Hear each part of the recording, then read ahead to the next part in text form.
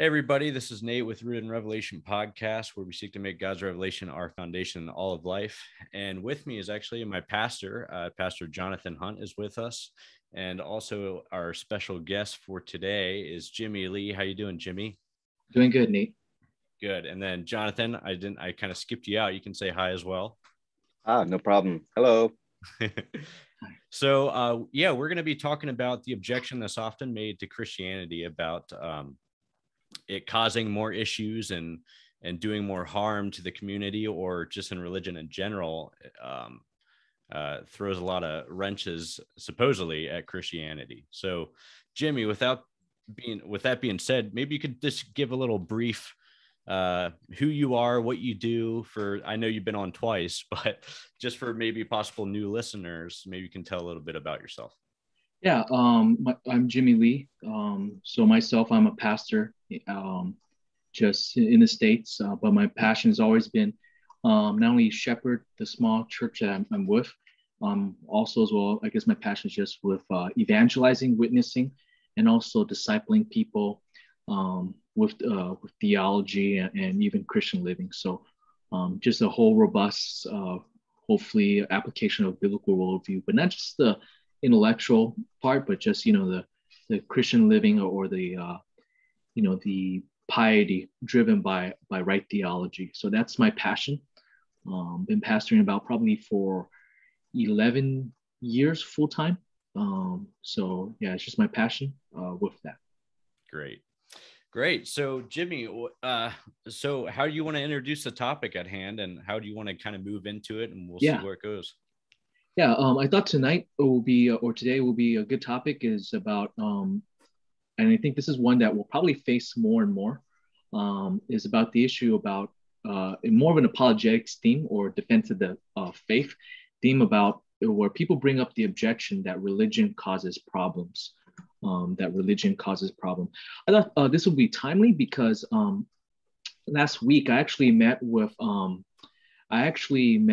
a pastor that was also, he was a lawyer in the state of California. And for some of you guys would know, California is pretty progressive. One of the lunch meeting we had was also, as he was just sharing, he was teaching a class about even Christian worldview and counseling in a post-Christian America, and how the difficulties that'll be challenged that for all of us.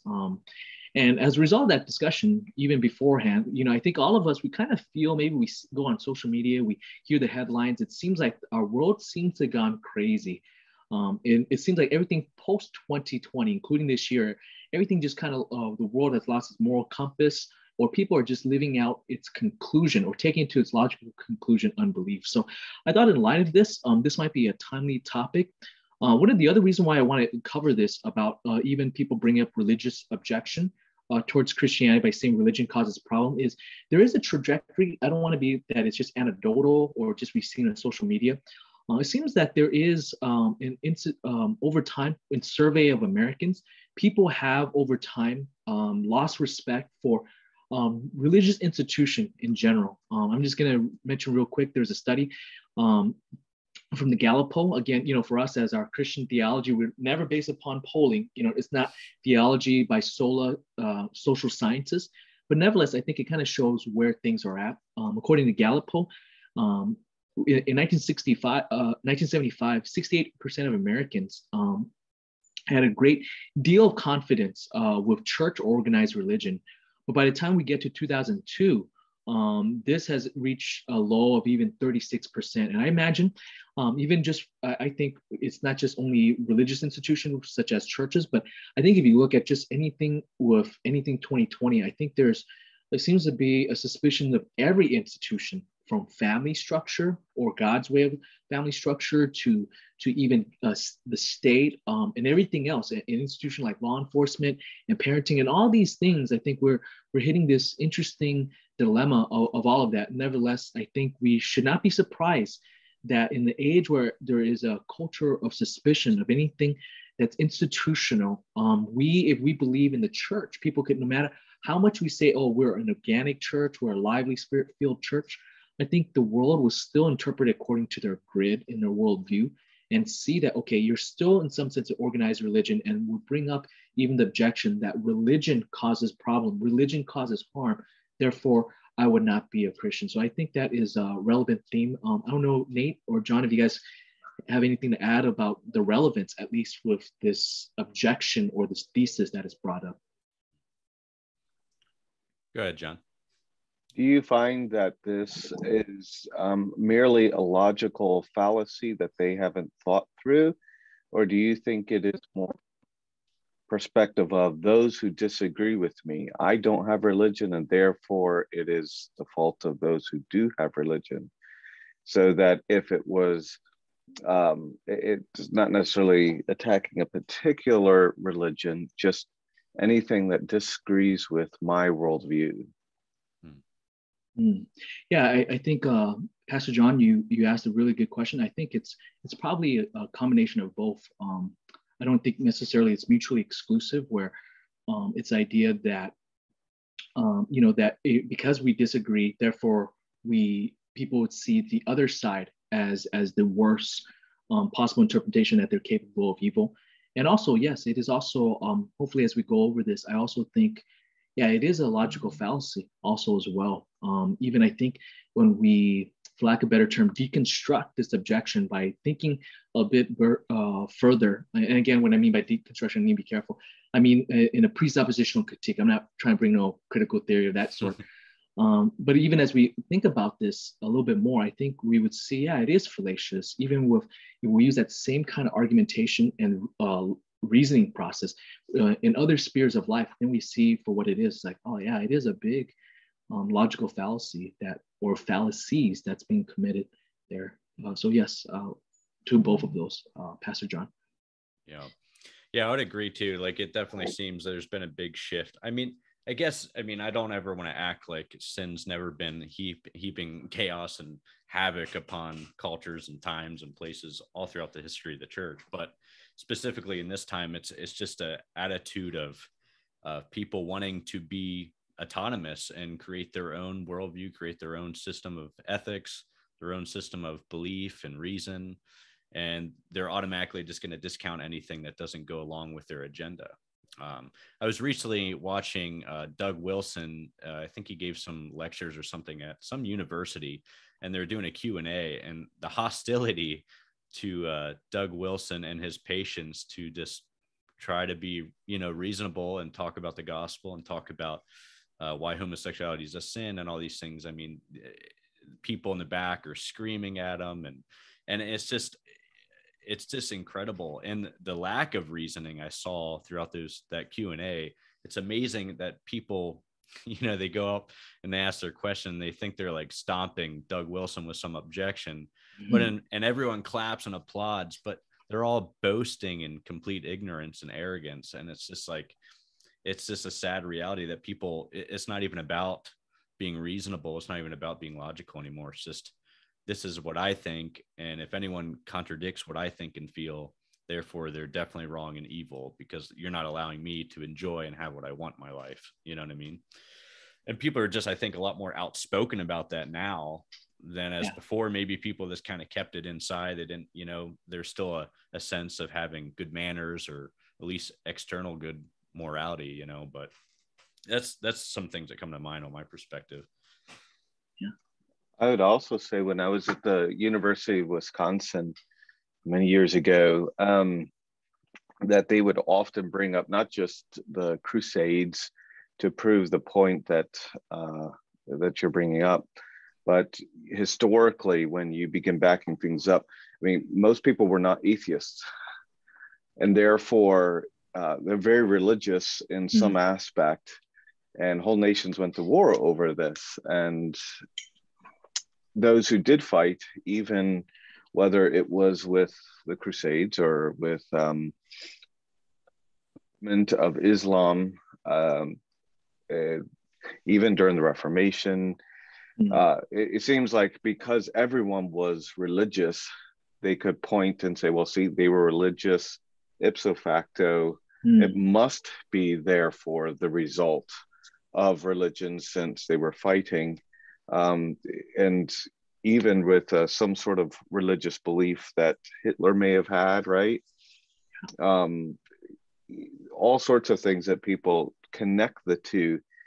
Can there be a way in which we say, well, there is a certain presuppositions that certain religions for sure would be a source of why there is certain evils in the world, but when taken to their logical conclusion, even their own religion finds itself to be inconsistent. And where it is from the Christian worldview and where it's inconsistent, it is really borrowing from Satan's kingdom. Yeah, I think that's fair. I think that's fair to say. It's fascinating, Pastor John, you mentioned, and also with Nate, about even the college campus atmosphere. Yesterday night, this is what I usually do with our small church, with some of our members. If they are, I'm in the LA area, if they're within driving distance, I like to usually in the middle of their quarter, just go out to visit them, just for accountability, number one. Number two is there's certain things before they go to campus, I kind of have a sheet of saying, hey, things to watch out for, like personal ethics, like with sexuality, with discipline, and also worldview and cults. So, usually you talk before things, and sometimes I don't know if they hear me, but then when they're going through that halfway through this quarter, I usually meet up. And one of the brothers I was just meeting with him, and I was just telling him, like, at UCLA, like, man, I used to be in this campus as a student. We would set up table for evangelism with all, and this is where I guess I kind of cut my teeth with apologetics and things like of that nature. Was we would used to have like these signs with questions, provocative ones. If no one come to our table, usually it's, are you a good person? Then sometimes when it's really slow, we put things like, atheism and the problem of evil, just to bring people out. And as I was just sharing to this college student, he was just telling me, like, man, Jimmy, I don't think you could do that anymore. And part of me feels like, okay, maybe he's young, he hasn't seen it. But then also I was thinking our atmosphere has changed when we think about the Doug Wilson video. And even John, I'm pretty sure, with the campuses you've been, which is, pretty elite school, or there's a lot, intellectual powerhouse behind it, I think we see a lot of this going on. So I think in seeing its relevance, and I think even John already touched on it, some of the issues also we have to keep in consideration. For instance, even people were much more religious. So by nature, you're going to see religious time, things will be violent. So but of course, as we go through this more, I think we'll dive into it and go and even answer this maybe in a bigger picture. Mind, Nate, if we move on, we'll talk about its relevance now to with this. Even as we move to answering this, I think there's an observation I just noted, just right off top of the head, just from Nate, where you're sharing is, we live in a day and age, I think, with two things. There's two undercurrent that's going on. The two is we live in a day and age of sound bites with social media. Like a lot of our information, even us as Christians, we only get, we've always been, because we're not infinite, we've always been getting things, only a slice of the pie, but even more so today, where sometimes people could even just share a soundbite and it seems, oh, that's such a good one-liner. But then if you watch a full YouTube video or the podcast, oh no, there was a lot more nuance. It wasn't as gotcha as you think it was. So we see that with a lot of unbelief. And I think part of it is also we want to back up a little bit and even examine. I think the second thing is there's a lot of echo chambers. So I think sometimes to deal with this is moving back and just put a bigger context of slowing down, and I hope is what we want to look at the objection. So bringing up this religious objection, I think the first thing I would actually say when people bring up the objection against religion in general, and then they would put that as Christianity as a subset, and say, therefore, we must reject religion in general, or even a specific instance of Christianity or things done by Christians or in the name of Christianity. I think I would actually begin by starting off by saying there are such thing as evil religion. At least in the college campuses, I feel like there's been times where I felt there's this almost, for lack of a better term, and I'm not trying to be derogatory, there seems to be some kind of intellectual bipolarness, because people could say at one moment with unbelief, they'll say, oh, I'm an atheist, I do not believe in God, or I'm agnostic, religion causes problem. But then when you agree, I find there's sometimes, not always, when I agree, there are some religion. And when I get very specific, suddenly there's an uneasiness of saying there's another religion that's wrong.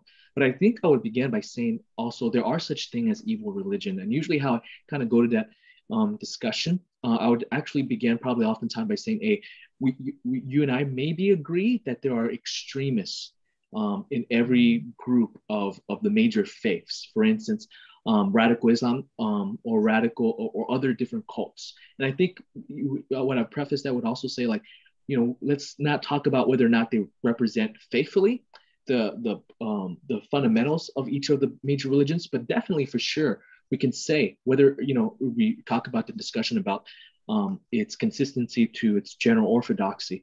Still, we see there are such thing as extremists, and that's still whatever that extremist is. If they happen to be a set that's violent, we could say, I think we could point to that and say that is evil.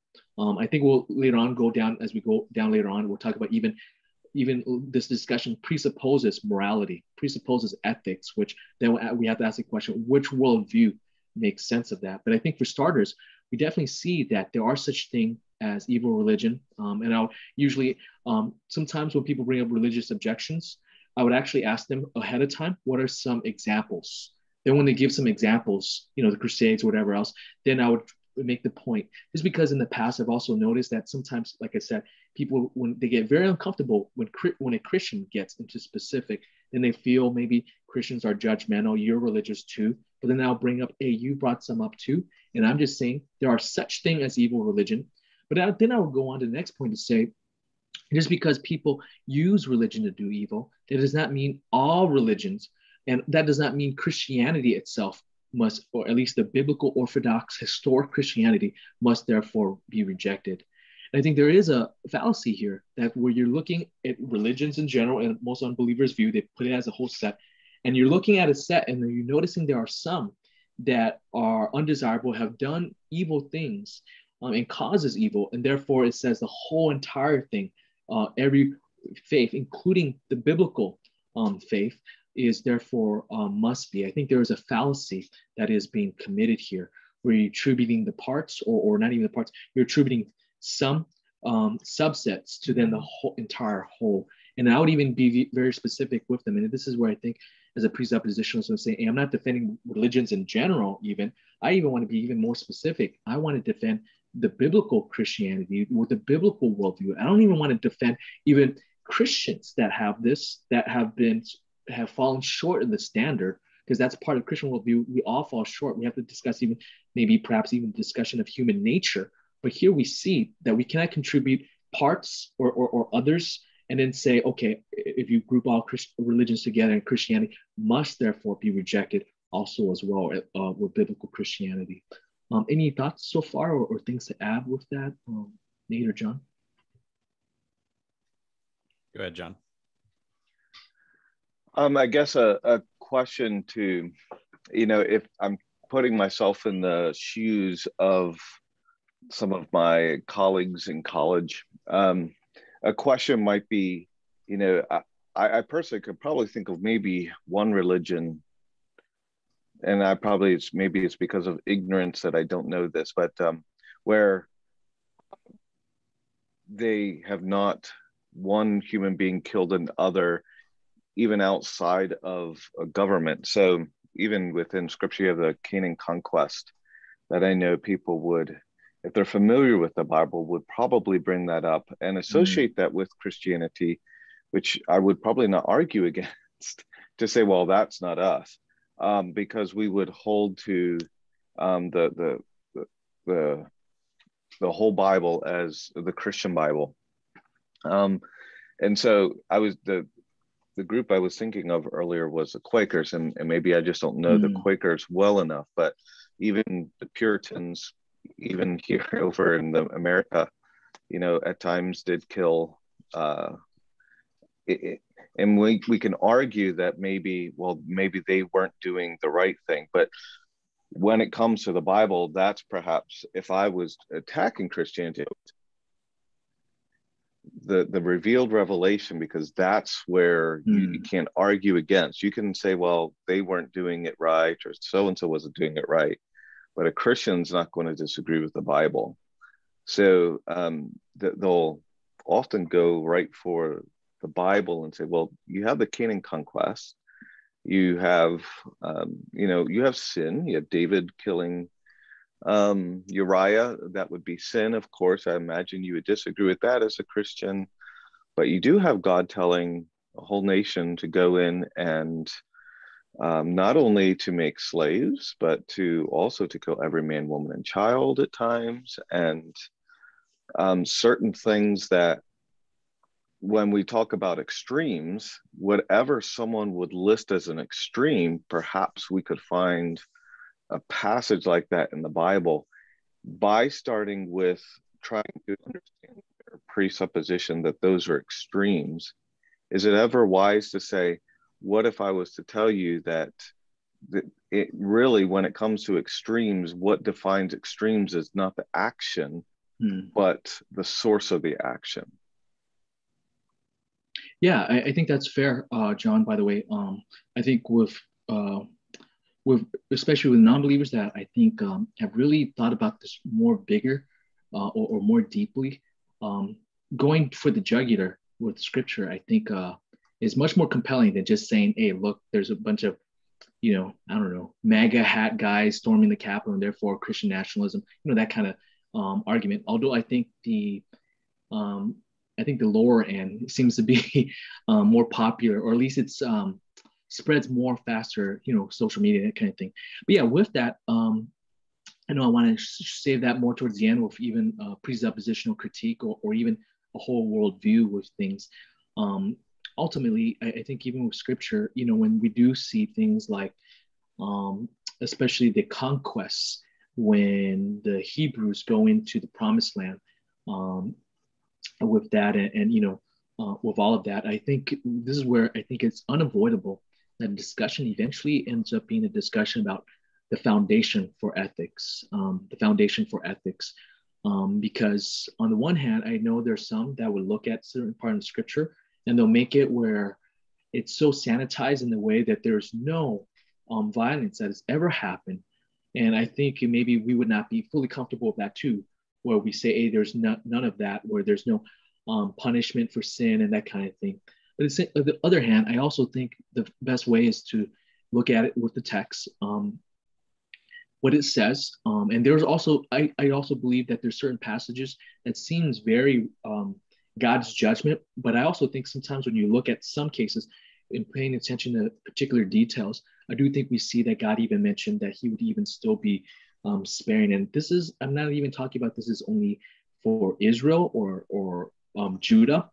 When you see Jeremiah, I also think, for instance, even Nahum, in my interpretation, preaching through Nahum, again, I hold to inerrancy and all of that.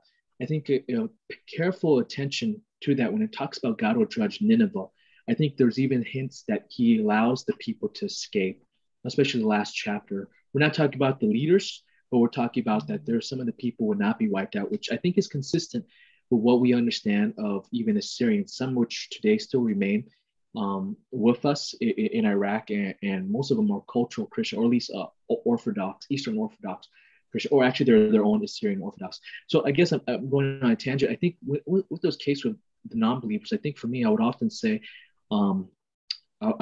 this would be where I would ask the question like, okay, by what standard and by what worldview, what is the background, the foundation for us to even make sense? What are the prerequisite for us to even say this is, because we're measuring by a certain standard, but what is that standard based upon? And what is the prerequisite for even your ethics to even be, to make sense? And of course, the bigger story or your meta narrative or your worldview will of course shape your ethics. Whereas for my ethics, in some of those instances, especially the conquest, I see in Genesis, it mentioning even that in the time where their sins are measured up with the nations, God would then allow to enter in the promised land. And yet at the same time, to balance that is this is not a conquest of pride where it's God with the Hebrews, as if like the Hebrews, like people have the idea sometimes like, oh, is God on my side? But it's the reverse. It's not because they are without sin. God even make it clear that it's out of grace he picked them from places like in Deuteronomy. But nevertheless, even when Joshua goes into the conquest, I think one of the interesting, fascinating things is when he sees the captain of hosts, he's asking, are you on our side? And then it turns out it's God himself. I think it's a theophany. And then it's the reverse. It's like, no, you're on God. I have to be on God's side. So I think that challenges even this religious nationalism that sometimes becomes a part of the discussion today, where elevation of people group or ethnicity or a nation state to the point of idolatrous thing. But at the same time, I think a biblical view, like we look at the data, and I think the challenge is to explain to Christian what's going on, to make sense of it, even in a Christian ethical worldview. But on top of that, even for a non-believer, it's so different worldview. I think sometimes we must pull the plug off their feet, so to speak, to say, hey, you have no moral foundation to even make this this objection. And if the foundation of Christianity is ethics, then we bite the bullet and then see what does a biblical worldview explain fully what is going on with the Canaanite conquests, things of that nature. But very good point, John, that you mentioned. Nate or John, anything else to add with that? Or sharpen even? Yeah, I was just like, so I've been reading through, I'm actually currently in Joshua right now reading. And so this is all kind of fresh on my mind, but also I think, even at the times where Israel is rebelling and grafting idols and all kinds of things, God is not impartial. He doesn't show partiality to sin. And he even at times swallows up, I think of the one scene in Deuteronomy, he swallows up some of the complainers, and the whole, the ground comes under and they go into the ground and God judges and kills them. Right. And even in instances with Israel as their own ethnic group, if you want to call them that, the nation, God's not, he's not showing partiality. Like he's dealing with sin inside his own, people and outside as well. Right. Yeah, I think added to that too is we know that other passages, Scripture makes this point that sometimes God's judgment begin in His household, and of course there's Psalms, like I think of Psalm 77, where we as believers could look and say, how come those wicked seem to get away? Again, we look at that in the bigger picture of things. It might seem like they get away. Of course, even with David's conclusion is that's folly when you consider the presence of God in His temple and all of that. But I think sometimes we see, I think in a Christian worldview, we must never forget that in a biblical worldview, judgment does begin. And if it seems so severe that God is judging the nations, others, don't forget also, I think a big part of biblical redemptive history, I talked about biblical theology from our last sessions, is where we see how God handles and disciplines Israel very severely. I don't know any other nation that have been as exiled,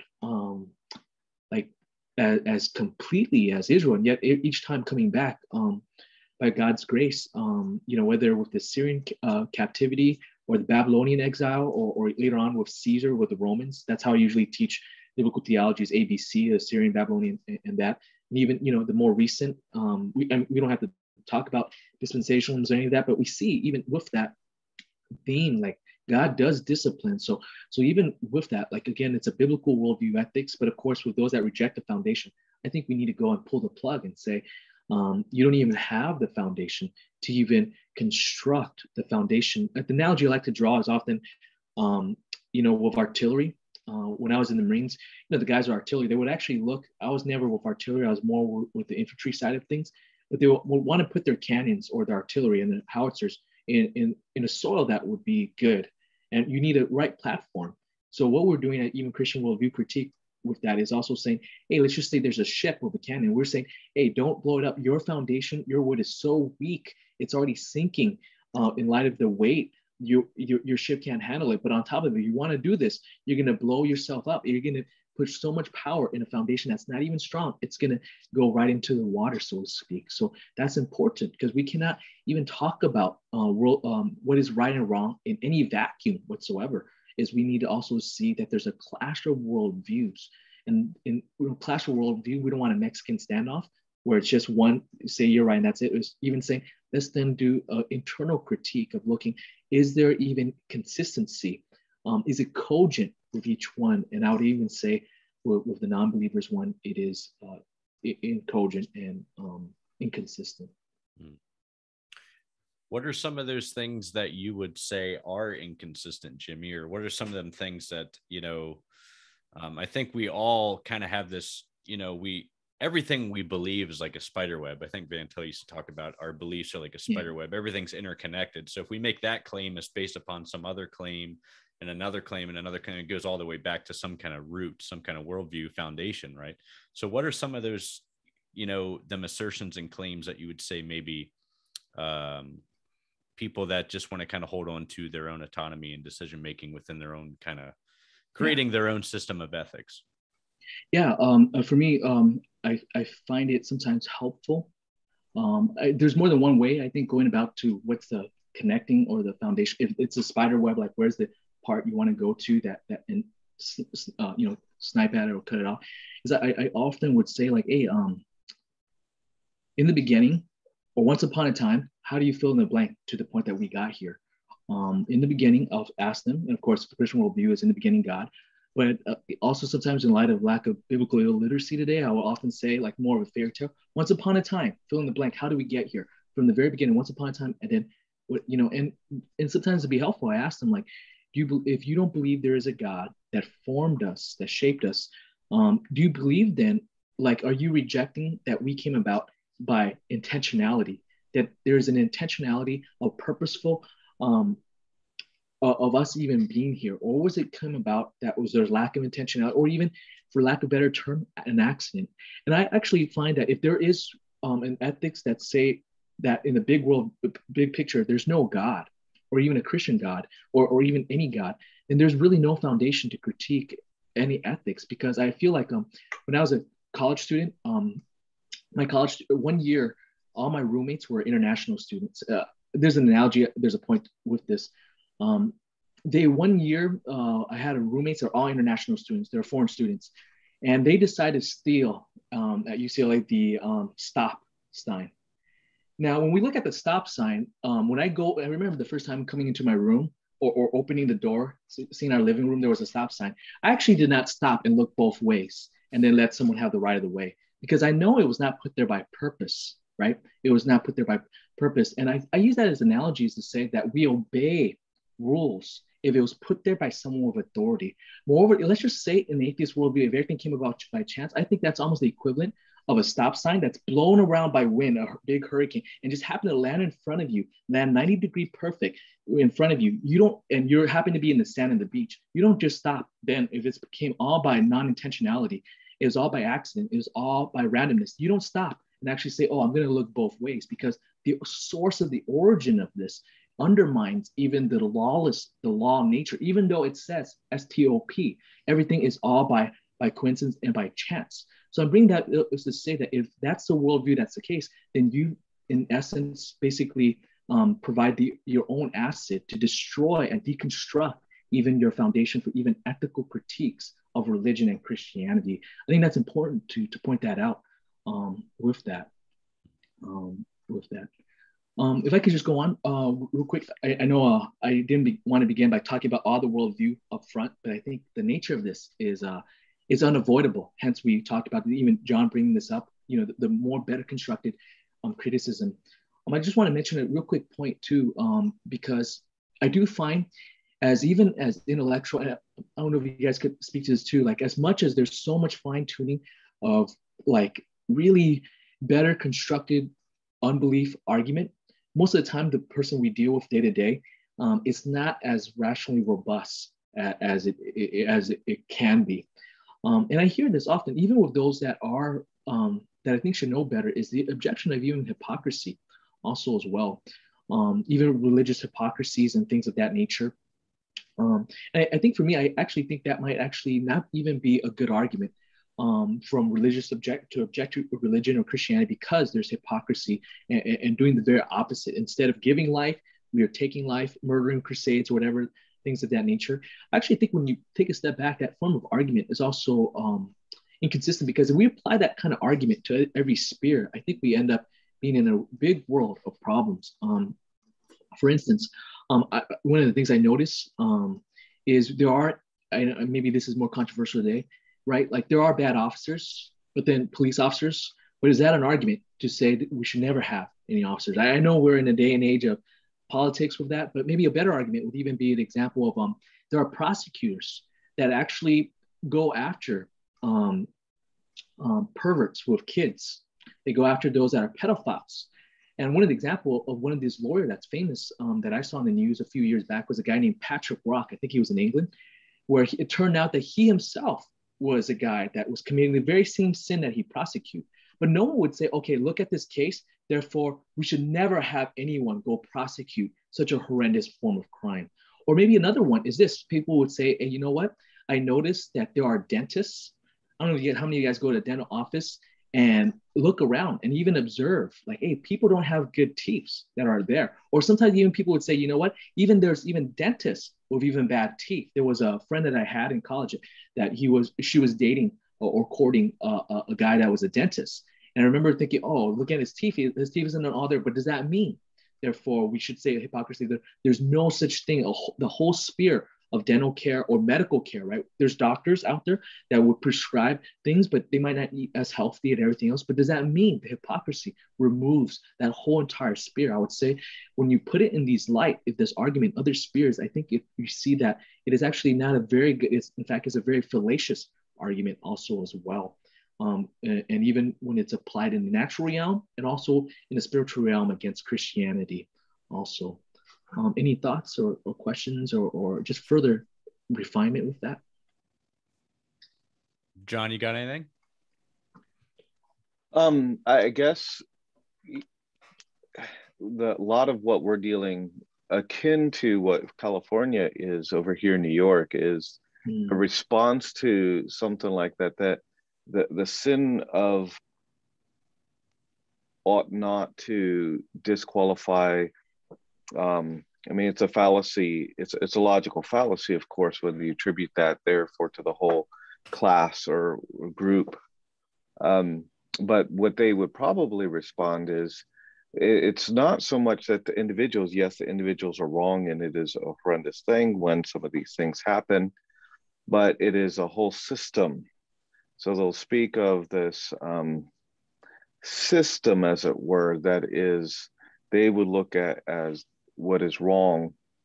And therefore the whole system must be either revamped, done away with, replaced of some sort. But they would quickly take it away from the individual that makes the whole class wrong and say it's the system under which the class operates, the system rules, or the system operates that causes the problem.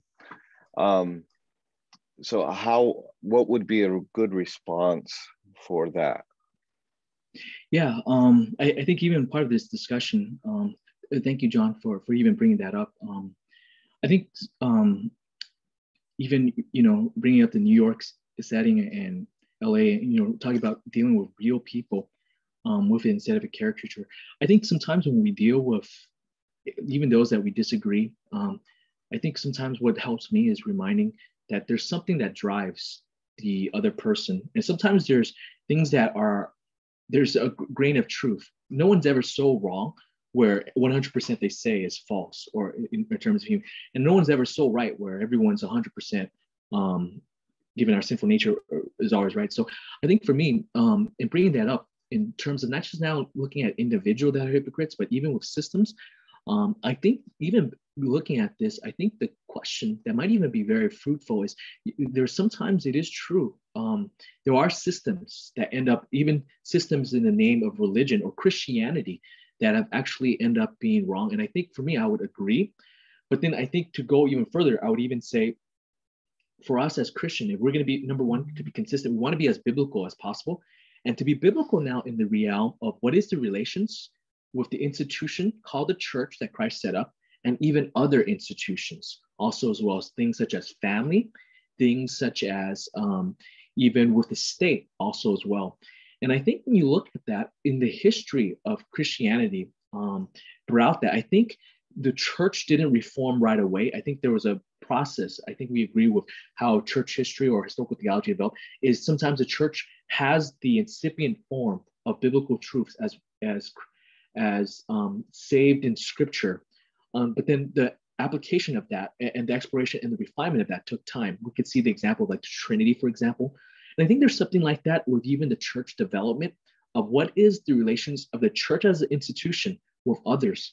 I think there's in church history, sometimes some of those cases where we mentioned about people bringing up like the church as an institution doing bad, when you take a step in and examine it more closely, is there's also a wrong view of the relations of view of the relations of the church with other spheres. Maybe one example I could give is even to this day, Roman Catholicism still sees the church is above the state. The church is still above the state. I think there might be a bit of refinement in our time now, but it has always been usually, or the Western Church. This has also been the case where, where the Pope could ask for nations to bring troops, and with the Crusades. Again, this is like the Cliff Notes version, real quick, right? Whereas there's that view, and that view could also become a problem because every institution is run by human beings. There's sin. That model could end up being a problem. But then there's the other problem that could also result where people could see the state is above the church. And there'll be certain kings that say, okay, or certain emperors that say, you know what, let me tell the church to gather. Okay. Now, in God's providence, sometimes God worked despite these flawed views of the relationship state of which one has priority, right? And therefore, it produces a lot of problems, right? Just even outside the secular realm, or not correction, outside the Christian realm, we also see examples of each one, just to give that this is not a problem unique to Christianity. I think this issue is actually one of the root problems that we see when we talk about religion cause problem is the root of all world religion and Christianity in the name of Christianity has problem is the constant thing that's the same is sinful human nature. That's the number one thing, and not even just human nature, but even a biblical view of human nature. If that's true, it's consistent with what we find. And of course, I think other world views is more positive. It's not as human depravity, as dark as Christian worldview of man's sinfulness and need for grace. But going back on, an example of, for instance, a state running the church, we could see I think, we often think of the Crusades, the church is over the state. I think the other one is also where the state runs the church could also be like Shintoism or certain Asian religions in the past, right? Where the government is now dictating the religion, and this is what it is. And sometimes it's so blurred, the line is so blurred between those two. Whereas I think a biblical view, again, this might get into particulars. I believe the biblical worldview is each institution is separate. They could have relationship, they could reinforce one another, but they're also it should be in terms of separate, but also not one is above the other. There is almost a separation of powers given people's sinful nature. The church would have a role of saying, what does a marriage look like? There's a role of biblical counseling for marriage and singles and all of that stuff. But I would be wrong if I, as a pastor, would then say to someone that's married and say, hey, because this institution is greater, therefore you are my wife. Then that gets into all kinds of weird problems. You agree? And vice versa, right? With every institution, I think we must never confuse its role. So I think instead of rejecting all that, and I would say, yeah, I would agree with a non-believer. There's a problem, a systemic structural thing, but let us actually look at what is the biblical structure, and let's go by that also as well. Any further things to add with that, John or even Nate? I don't have anything to add. Yeah. So I think what we see here, and I think even when we deal with non-believers, with those that press, really profound, which I think, John, you bring up a really good thing, is we need to even, this asks for us to even be more biblical, to be 16 ounces to the pound of being biblical in how we view things, and saying what we eventually want to defend is a biblical worldview, and not just even a sociological group called the church, because churches could have flaws, the process of semper referenda keeps on going. Of course, we have to be faithful to what is true that's been before. We don't want to be like so naive to think we're starting from scratch. But at the same time, I think with that, that's actually a better role. And I think that also we would go even to non-believers at times to say, hey, this is not just only critiquing you guys. We also have something to offer critique too. If you want to talk about contribution to critiquing religion and the badness, we have something to critique. We're bringing a robust biblical worldview, and also saying that even in your critique, which I think even we now even go to the thing I wrote down is also non-belief, even anti-religious group are not even immune to the problem of causing evil. let me say this real quick. What we have something to offer is we could go and critique, but I would even say one of the reasons compelling for the Christian worldview, the biblical worldview, is we even make the observation that because human nature is so bad, even we even make the point, and we do see the observation confirmed, even anti-religious groups could even be possible to even have a problem of causing evil, and even evils among their midst. A few years ago, there was a lot of discussion you could see online too, where the discussions where there's even about how in atheist conventions, people are getting a lot of sexual harassment. Okay, it seems like today with the slash me too movement, right? We see everything in film industry, with everything else, with schoolings, with with entertainment, with news organization. Atheist organizations and atheist secular coalitions are not even immune to the problem of having problems of evil. Okay, this is from the Washington Post. If you just type in this article, you could find it. It says from Washington Post: "Do atheists have a sexual harassment problem?" Written by Kimberly Winston in 2012, and it mentions these are not just like no names. These are talking about guys from James Randi, the organizations with all these groups about how there's even a harassment problem where you go. It's usually just guys. I know I'm going to get into a little caricature, but it's a little bit funny where, at least for me, when I was in secular campuses, maybe for you guys too, when you go to a lot of the atheists or the secular movement clubs, it's usually you see a lot of guys that kind of seems like they've been in the basement for a long time, right? And I remember when I went there one time and I had my sister-in-law back then, just we want to evangelize them. Man, some of these guys are creepy. Okay, so and I remember thinking, wow, okay, is it just me or just happen to be anecdotal? Every community college or in universities, these guys seem to have a creepy, and apparently there's an issue that has been even speakers engage in harassment and pressuring pressure. So I'm bringing this up to say that when we bring this, I also want to tell the non-believers, say, hey, we're not just only just defending, just reactionary. We bring something else extra to bring for the critique. And our critique is driven by a biblical worldview by saying every institution, because it is made by sinful human nature. And I think that's important to make. Even this important observation is that the problem ultimately is, don't forget, people are evil. Kind of like what John mentioned in the beginning. When you look at in the past history, of course, people were probably more religious.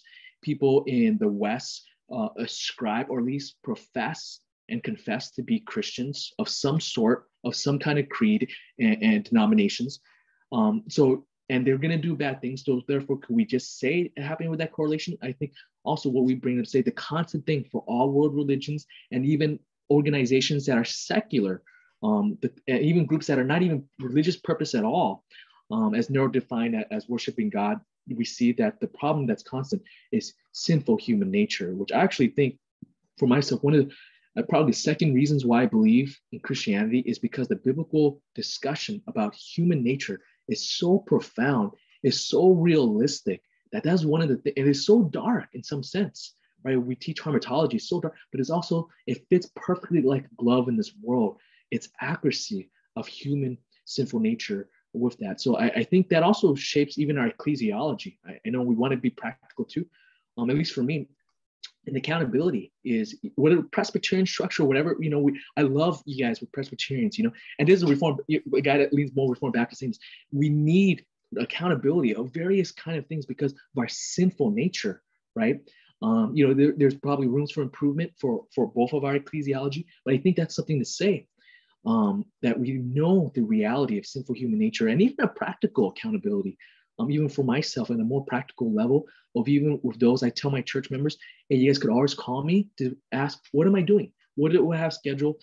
For accountability of you guys supporting the church is as members, you guys have a right to say, and like vice versa, I hold you guys accountable, ask you guys, how are you guys doing during the week? You guys have this too, because we need this because of our nature. So I think this shapes in a practical way how we view institution in whatever sphere, small business or whatever else also as well, with that.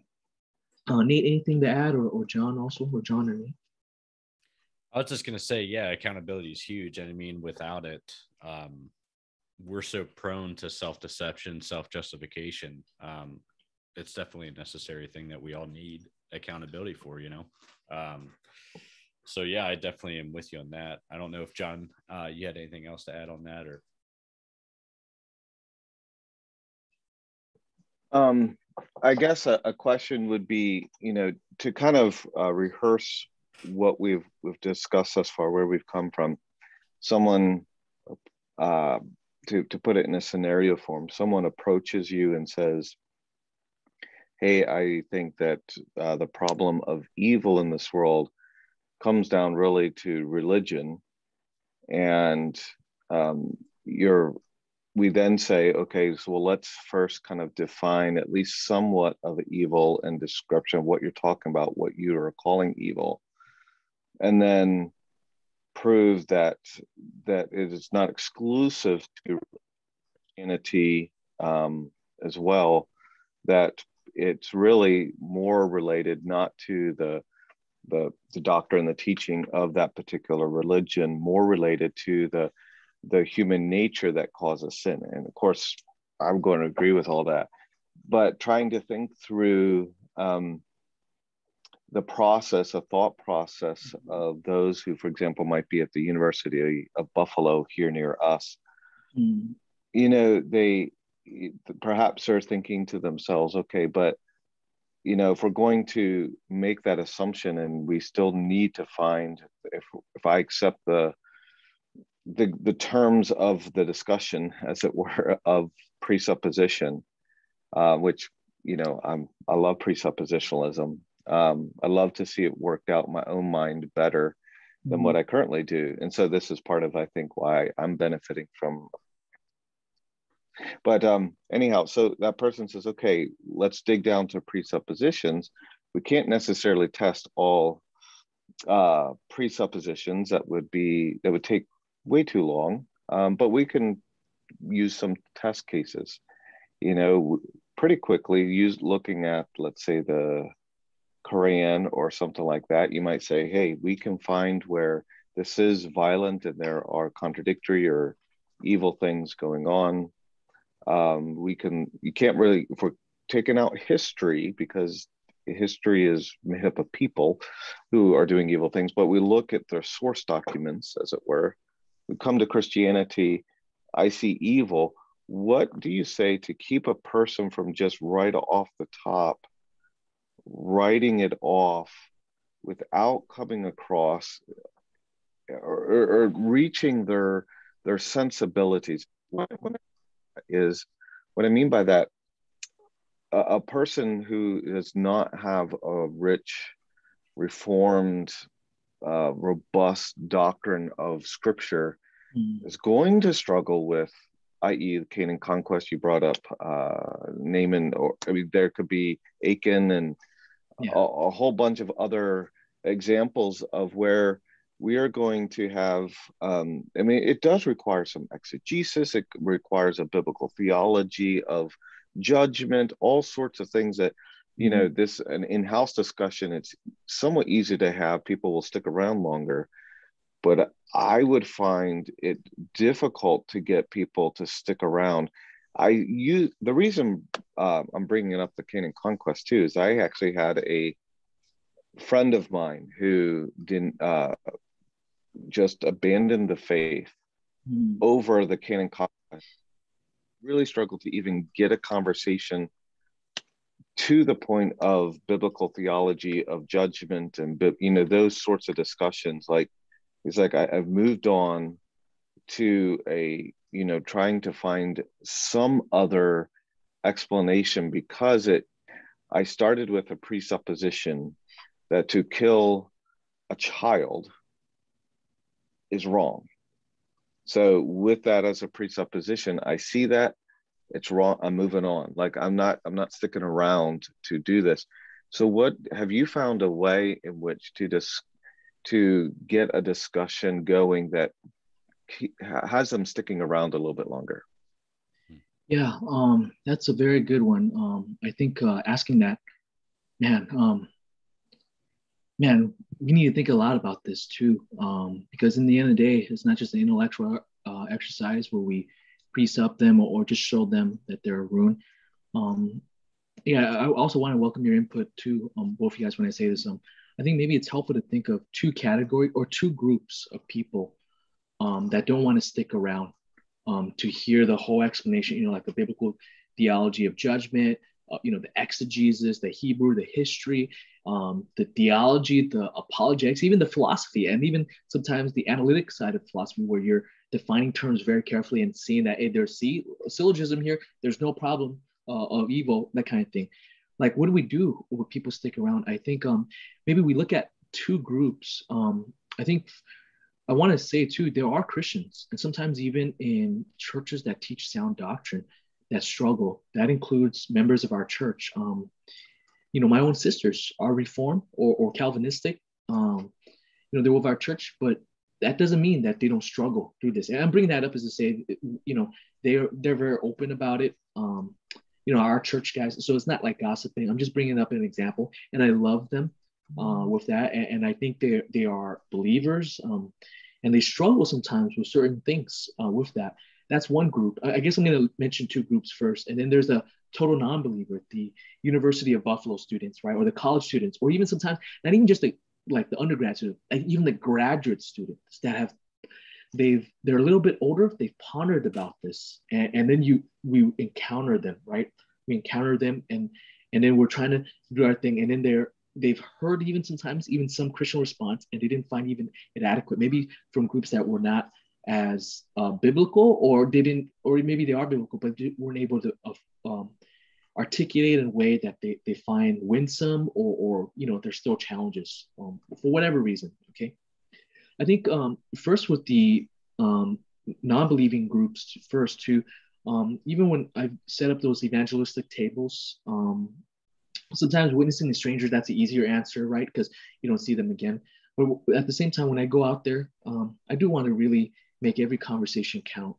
I'm not for numbers. If we have a conversation that we spent longer time, I'd rather have that than just giving out tracts to everybody, but never say anything, right? At least my philosophy ministry, I prefer just a longer in-depth, even though it's fewer. And there's sometimes when I share things, and then when you say things, especially, I remember one year I was there, and there were the whole campus, all the different clubs, political and non-political, were trying to move the UC system to divest from this genocide in Sudan. So here we are setting up this table that says a sign, atheism and the problem of evil, right? And they come over, and then right away, the next table next to us in this place, the Broomwalk, which is kind of like Areopagus kind of thing, Mars Hill, all of a sudden they see there, and it's just fresh from their mind, and it's just trending thing. Everyone you go to class, people before class mention it in a poli-sci class. You go to a history class, people mention this as you study oppression and everything. And it's fresh on their mind. And then they're like, with this, and they want to walk away. And they say, do you believe the genocide or the Canaanite? And you say, yes, I believe that. And they're like, I can't believe you. I'm going to walk away. So what I normally do is say, hey, before you leave, could I tell you why I really want this conversation?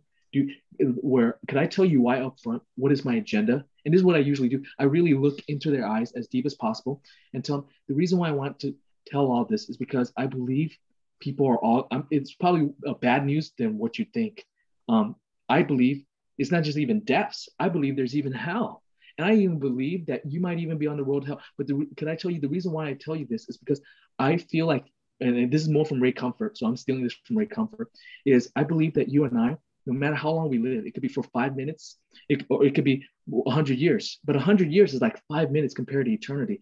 And I want to tell you, if we're in a plane that's going to crash, kind of like our life, I am compelled, if I'm in a plane, that you were asleep when the announcement was made that the plane is going to crash in 5 minutes, and that there's nothing you could do to save your own self by your own effort. But the only thing is to trust in a parachute, to wear and trust in it.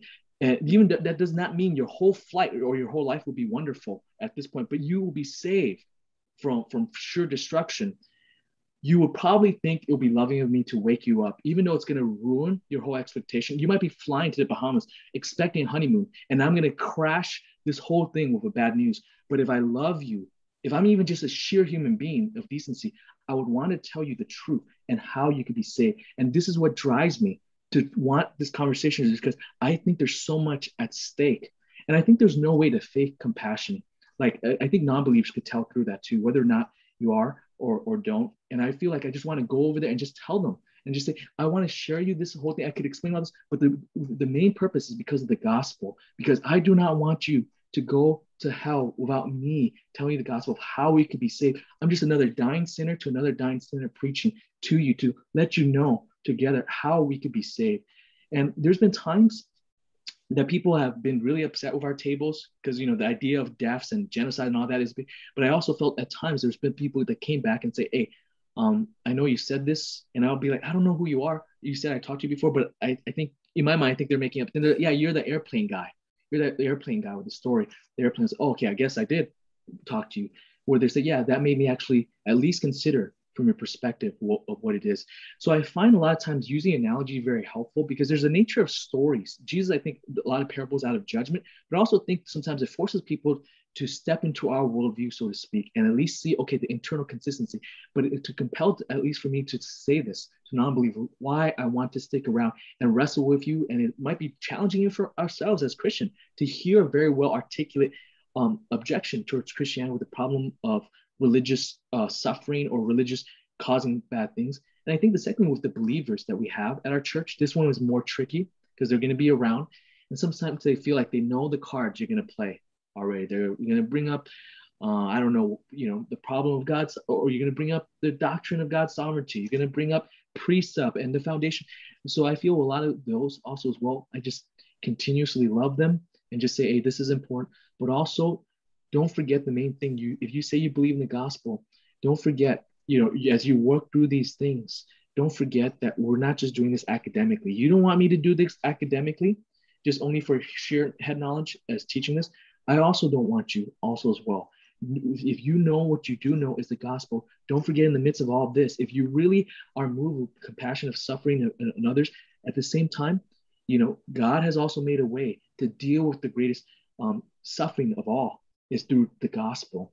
So I think, of course, never losing the bigger picture of God's glory, and we must not be so man-centered with all of this. But at the same time, if we are really compassionate of things, we should also be moved to focus. So I think that helps me at least sometimes to earn them, to hear them, to stick around even with the study and say, hey, even as you share this, you want to share the gospel, you know this is going to come up. So we need to still talk about this. We still need to chew on this biblically, because those same things you suffer, you have a hard time with, they're also going to bring it up. And also, I think to be consistent, you do want to be as biblical as possible, or get into what we're trying to say and subscribe to these right biblical views. Also, any thoughts, Nathan and John, with that? I was just going to say too, like a lot of objections I realize come really from, you know, definitely like you mentioned earlier, just the emotional connection to some of the objections. Like specifically, Jonathan mentioned his friend or someone of that nature that said, you know, I start with the presupposition that if someone kills a child, or say an innocent child, to me, that's not really an intellectual challenge as it is an emotional challenge, because intellectually I'm like, okay, well, why presuppose that that person's innocent to begin with? And, you know, and you kind of argue abstractly about it. But sometimes with the more emotional objections, I think we have to be more sensitive and try to hear them out, ask them questions, and try to formulate the discussion where you're willing to understand where they're coming from, but also hopefully that they'll be willing to hear what you have to say as well. And you can have a dialogue about it and see, okay, what makes more sense? What's more consistent emotionally or not? Like what can we actually see here? What's consistent? What isn't? But I think that's the sad reality. I think we're all kind of bent more on, like you mentioned earlier, Jimmy, kind of these memes and clips of answers and solutions, and we don't really know how to think and process things as well. So hopefully if we can get over that, we can hopefully have good dialogues and talk about these things, you know. But unfortunately, yeah, like John mentioned, you know, when people start with a presupposition that someone's innocent, or why would someone like that die? I mean, that's a good discussion to have. I just hope we can at least hopefully, you know, have that conversation, but keep them around, you know? So that's the difficulty, I think. And I think also some people are just not going to want to talk about it. They're just not going to want to engage about it. And that's unfortunate, you know, but it's a reality, I guess, too, sometimes. Yeah. So yeah, John, did you have any anything to add or questions or whatever? No, I think you both bring up very good points. You know, there is a difference in way handling it between an intellectual discussion and emotional. I do find in life that you rarely does it ever stay in the intellectual. Usually there is an emotional aspect of it, and you know, with the pastor's heart, oftentimes that you just really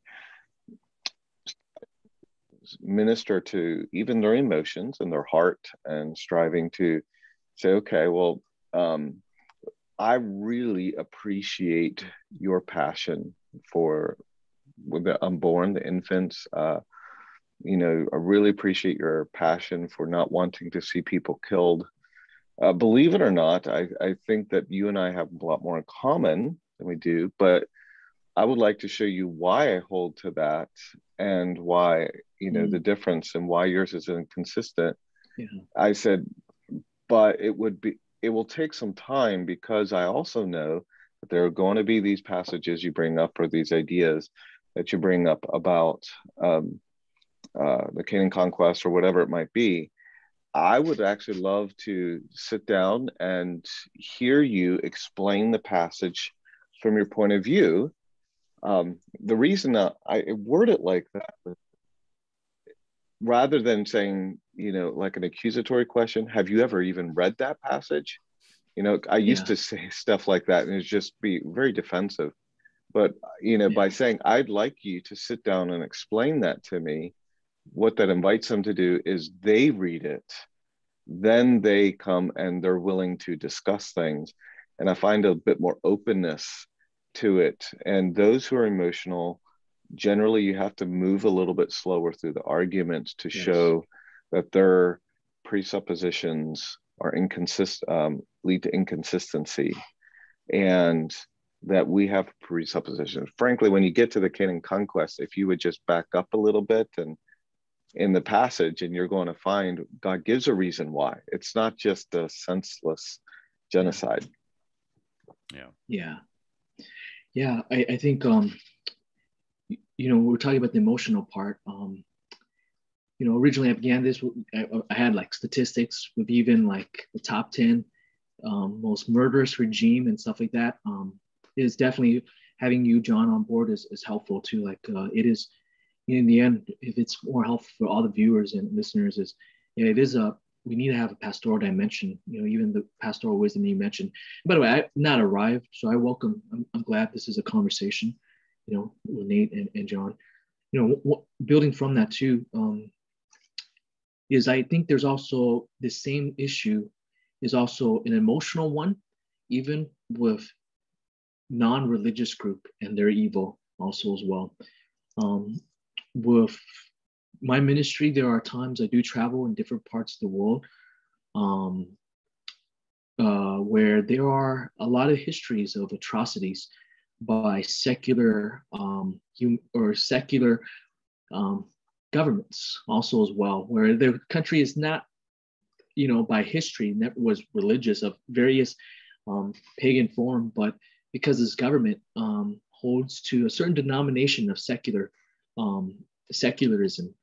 And, you know, even when I was looking in starting this, I was looking through the list of, and this is from the worldatlas.com, of even the top 10 most, in the art, you could Google its top, it says the deadliest dictator regime in history.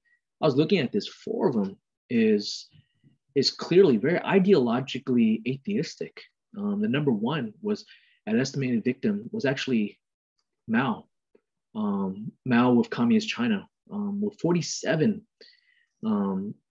million. Okay, I talked to my dad. He's from that background. He's kind of thinks, man, that I think there's probably even more than even that with how long he's lived. Okay, and by the way, also as well with this belief, with all of this, there's also the other. I think we must also see the emotionalness of also as well the people that survived through some of these things, the trauma that's caused, then also makes them question, could there really be, is the lack of belief in God this utopia that has been promised? Which I think you see, I think statistically, the highest rate of people deconverting from their parents' ideological view is actually still the atheists.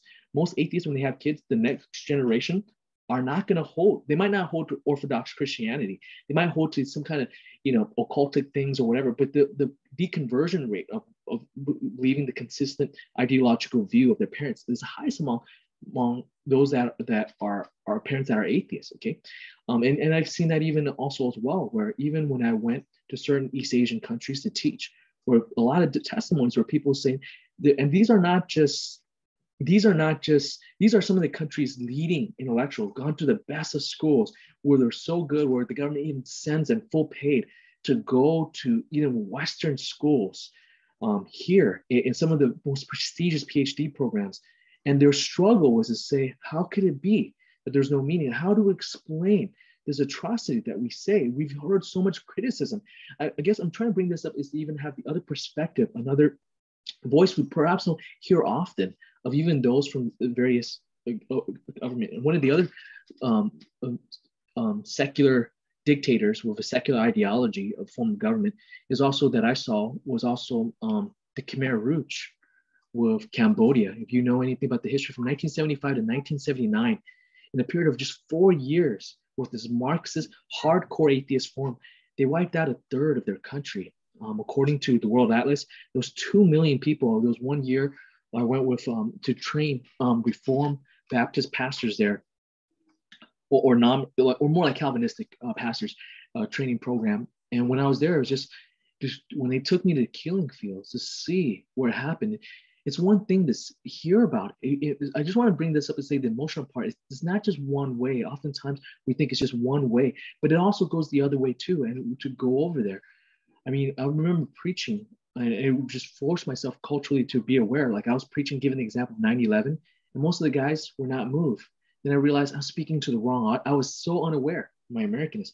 But when I talked about, wow, you know what? My own mom was also from a neighboring country to escape all this crazy ideology where they're bashing religion and destroying people of all faiths and everything else. Suddenly they were all glued, and it was very emotional for them to hear and for them to take me to see the skulls with the bullet holes, with the lines of pictures in where they converted a school to become almost like it was a torture house where they remove even religious things, with the schools, because of all the missionaries and everything in the past. But now to see that, it was very emotional, and that also moved someone to say, "Hey, can't be right. This is not a utopia that's in our books. This is a horrific nightmare."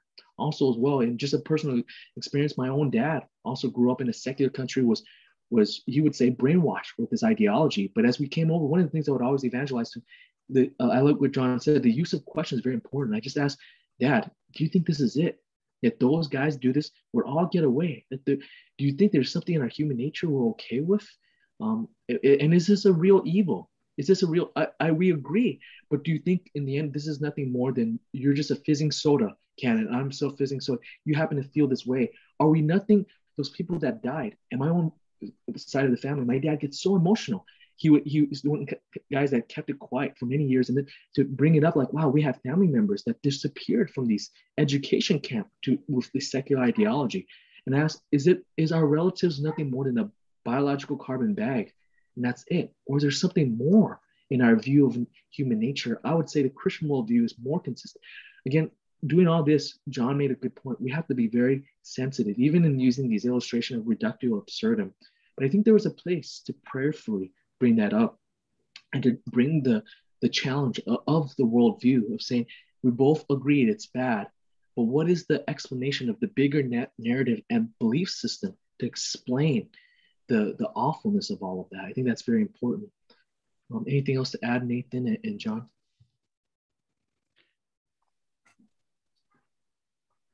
I found it very helpful. Thank you. Yeah, I agree. And I think too, when you do have them real encounters and real conversations, I think kind of what you're getting at earlier, Jimmy, is showing that compassion and that commitment to really wanting to talk about some of these things that we all act like we just want to kind of bury and suppress, right? These past emotional anguish things that have happened, whether it's, you know, like these mass genocides or whatever it is. Do we really want to allow and just settle for this is it? Or, I mean, even I think in those things point to something that we intuitively all want is justice and reconciliation and hope. And, you know, and if we can't grasp that exists, specifically, I believe Christian theism is the answer to that, the God of the Bible.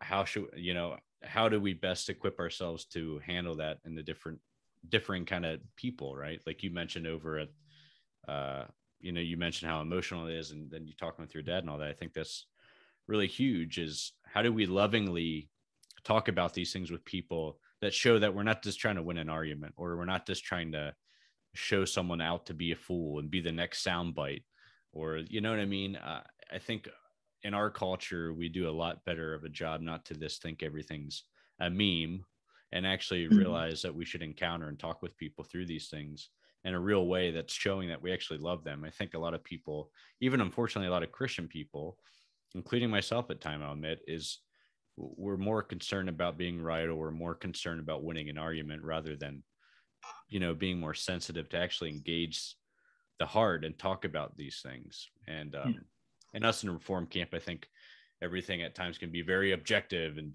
you know, and I think sometimes it would be do better at, you know, meeting people in that more experiential sense to relate to them with the consistency of Christianity as well, you know. Yeah, amen. If I could just add one more thing, I know that, you know, it's almost a pastoral discussion in terms of the subject matter. But also, I think what's helpful too, just something for us as a church, how do we mitigate that? Because you know, like even with the universities, some of these guys were not unbelievers out of nowhere. Some of them might even have a church background, right? Or come from Christian family. One of the things that over the years I've been trying to do more, I haven't done a consistent series, but it's just sometimes where I actually hit a pause for whatever I'm preaching through. I'm preaching through Ephesians, and I'm just studying something on my own devotional, and I find the passage is so strange that I need to preach it, because I see, like, wow, I know people are going to bring this up as an objection to God. I know we mentioned about genocide. I don't know if you guys have this too, where non-believers bring up the story of Genesis, of Abraham, the sacrificed son, is often one that is brought up, to at least from my anecdotal experience, because that is you even look at a lot of philosophers, they wrestle with that. Like I'm talking about non-Christian philosopher, like, you know, existentialist JP, I can't pronounce his name, Sartre, Satre, I can't pronounce things at all to save my life. You know, you see like even Derrida, you know, Jacques Derrida, right? Like with his whole post-modernity and deconstructionism. I don't think he calls himself post-modernist, but his deconstructionism, he wrestled with that and its ethical implication and things like that. So I'm bringing that up to say that even non-believers know these stories and they wrestle with that. What does it mean? And sometimes they're kind of favorable, but then they kind of reinvent all of Christianity, right? Or sometimes they say this is the reason why, like, I reject Christianity, because this is not just genocide mediated through prophets and everything. This is God wanting the death of us. Like, it's just, the passage is so emotional. So I've been wanting to do a series at our church of just top 10 most difficult passages. And I've wanted, when I preach Genesis 22, I also think this is where last time we talked about biblical theology. I see there's so much typology that when you look at it, it is, I think that is just all sitting right there. It's not even you have to dig for gold deep for the mining of gold.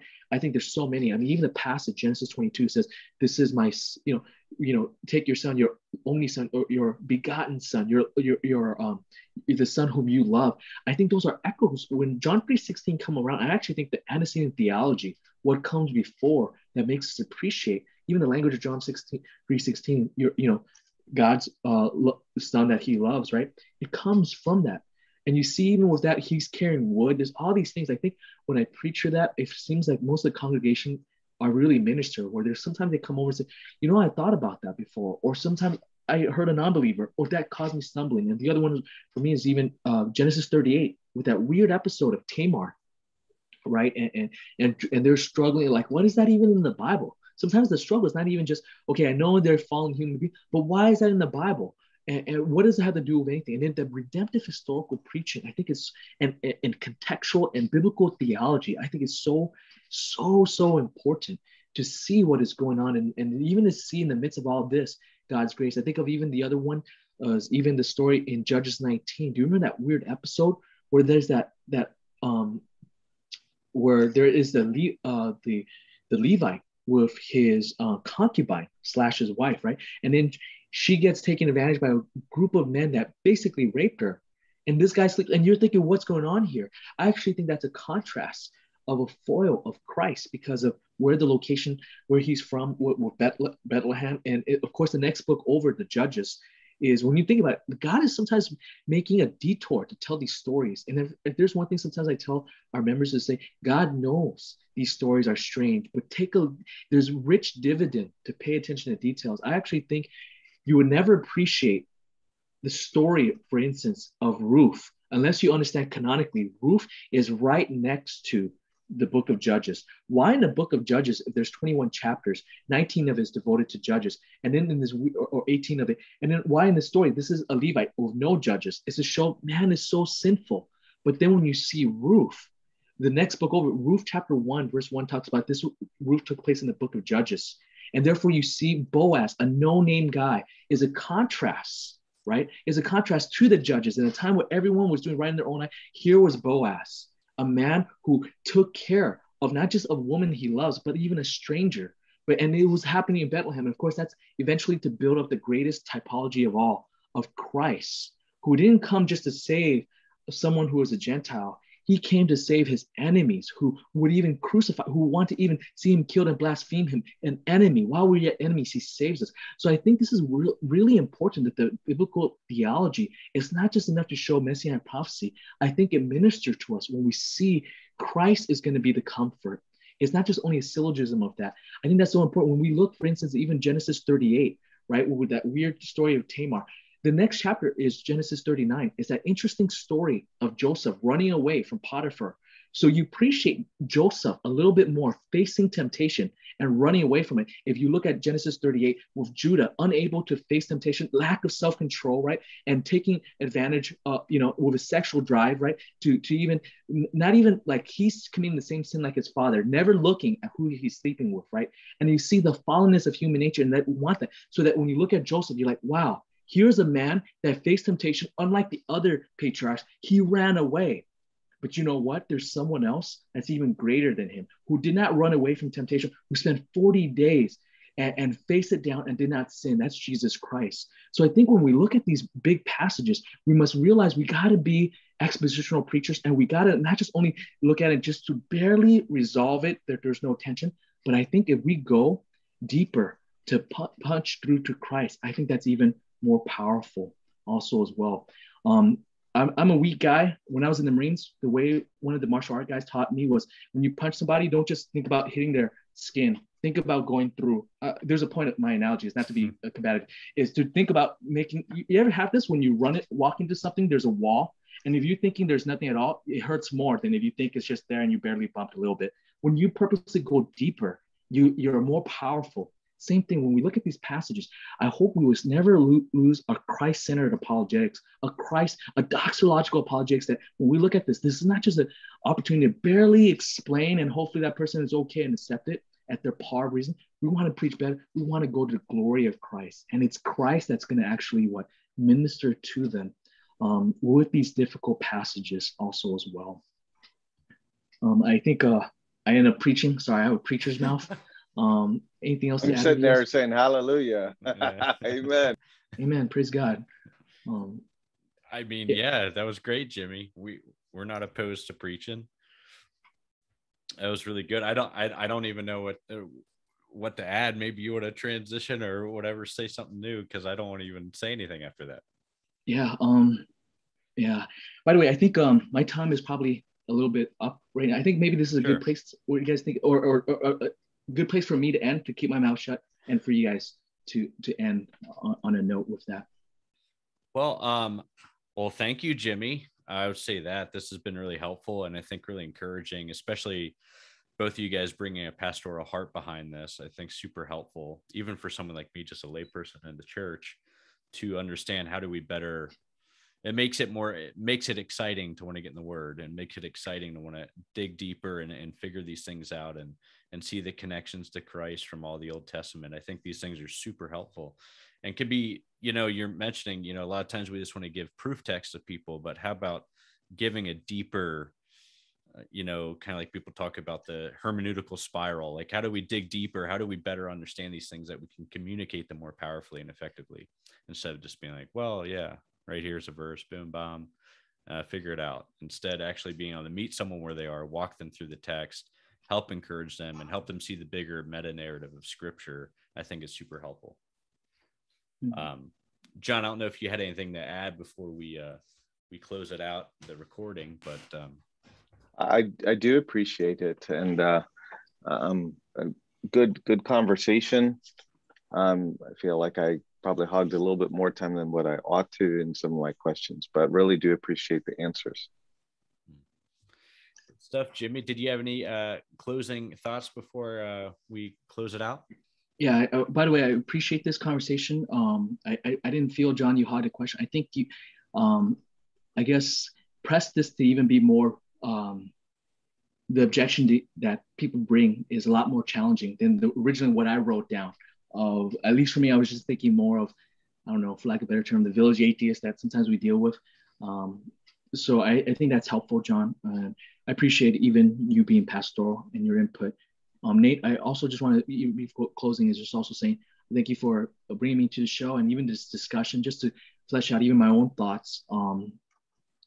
Yeah, man, I just want to just end with saying, man, I hope whoever's listening, sometimes in apologetics, we can be so autonomous driven, even if we say we're biblical or, presuppositional, sometimes it can still be more about the transcendental argument in the syllogism, which there is a place for that. There is an incredible place for that. And I appreciate those that do.